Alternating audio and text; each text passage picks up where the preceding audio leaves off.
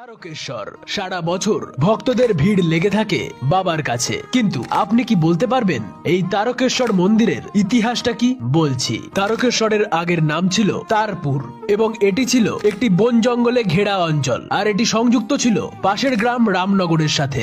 অযোধ্যার নবাবের অত্যাচারে সেখানকার এক প্রজা পালিয়ে এসে আশ্রয় নেয় এই রামনগরে। তার নাম ছিল কেশব হাজারি। তার দুই পুত্র ভাড়ামল্ল এবং বিষ্ণুদাস পরবর্তীকালে নবাব মুর্শিদ কুলি খানের কাছ থেকে এই অঞ্চলের জমিদারি লাভ করেন। তাদের ছিল একটি গোশালা, আর সেই গোশালা দেখভাল করতেন স্থানীয় মুকুন্দরাম ঘোষ।